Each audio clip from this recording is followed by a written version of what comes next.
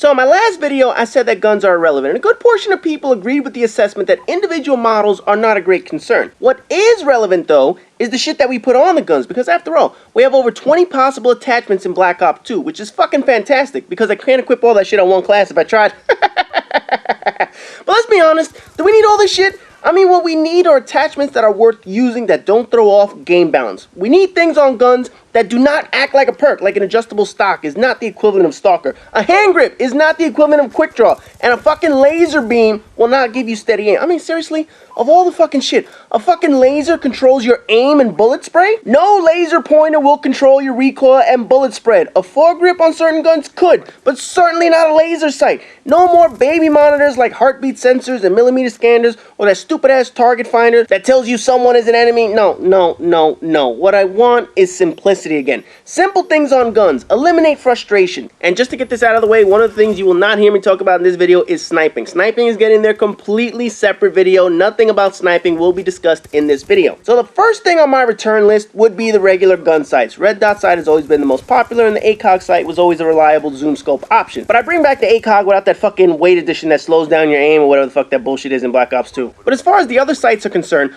I would really like to see the Call of Duty stats on how often the other sights were used. You know, thermal scopes, holographic sight, the reflex sight, the adjustable thing that goes between red dot and ACOG sight and shit like that. You know, I don't mind some of them, but compared to the red dot sight and the ACOG, I just don't see them being used very often. You know, I could be wrong. The stats could very well show that they're used often enough, but ideally, I want the sights that are used most often, as opposed to having every fucking sight in the game. We don't need extra shit if we're not using it. Other obvious items that would return would be a silencer, extended mags, grips for shotguns and LMGs, and although it's not really a gun attachment per se, I would bring back FMJ bullets. And that's mainly because Call of Duty doesn't have a bullet management system to select your type of bullet and whatnot, and either way, it would just be fucking irrelevant, so let's just keep FMJ as an attachment in this motherfucker. These are reasonable items that we all use. Someone shoots us with a red dot sight, more power to you. Good for you, you beat me. Someone shoots us with a target finder? Oh man, how cheap is that shit in this game?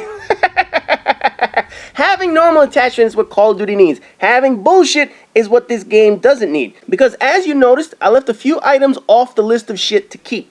First thing on the list that I would not bring back is the Noob 2. Oh, the fucking Noob 2, man. Listen, nobody argues it's a real life weapon. Nobody argues that militaries use this motherfucker effectively. But you have to draw a line with real life and video games somewhere. The fact is, this shit is pretty much a one-hit kill from almost any distance without truly needing to aim the motherfucker. And that's the main reason why people can't stand it. And both developers have tried to nerf it. They've tried nerfing the damage, and they've tried nerfing the splash radius over the years. So here's my thing. If the item can't be balanced, why are we keeping it in the game?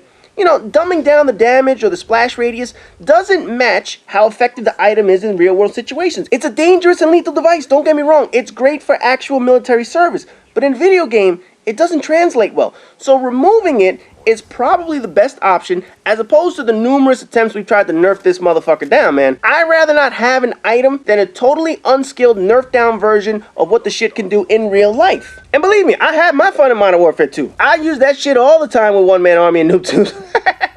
But the reality is, it was nothing more than a headache in the game. There are other explosives that can be substituted for a noob tube, so we'll go with those. I would also remove the fire change or the mechanisms and shit like that, you know, like rapid fire and select auto fire and shit like that. To me, these items throw off your initial gun balancing data by increasing the rates of fire. They potentially increase the damage per second that those guns can do. You know, if you manage to balance out an M4 versus a P90 in terms of damage per second overall, why would you give the P90 a chance to do more damage per second? You know what I'm talking about? Now you've thrown off the balance that it already had with the M4 that you had to work on at the beginning of the game. You know, just keep the game simple. Don't give the game a chance to throw off the mechanics of gun balance. Removing things like rapid fire will help in the long run to balance out gun damage. Dual wielding, holy motherfucker, do not let Infinity Ward near dual wielding or akimbo weapons ever again.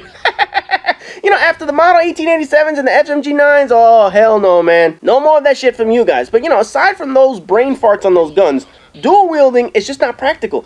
Any gun enthusiast or military personnel will tell you, accuracy with two weapons is not that simple. You can't just put steady aim on and mow everything down. It's just not humanly possible. On top of that, you have the logistics of dual wielding. How would reloading work efficiently? How does the recoil stay the same with two guns as it would with one gun, because now you have twice the amount of kick in the motherfucker. Shit, how do you knife someone while dual wielding? I mean, what, do you have a third arm to bitch slap people? No! It's just unrealistic in this nature. Removing dual wield, especially from Infinity Ward games, will obviously bring some balance back to the game. Another item would be the underbarrel shotgun. Has anybody actually seen that shit in a game?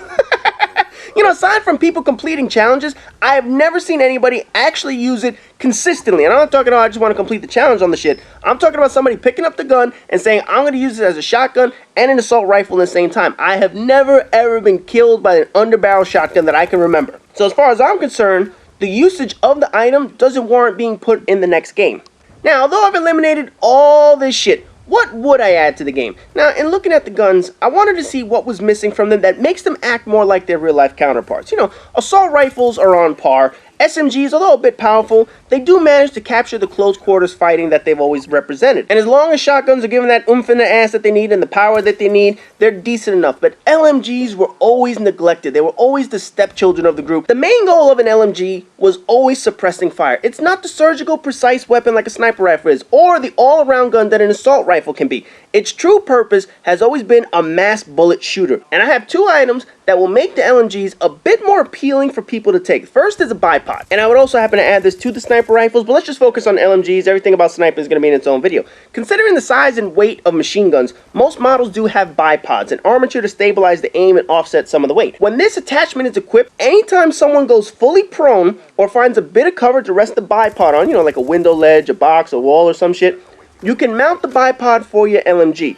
It will steady the gun sway and reduce your vertical recoil. I'm not eliminating it, just want to mitigate the effects of those two.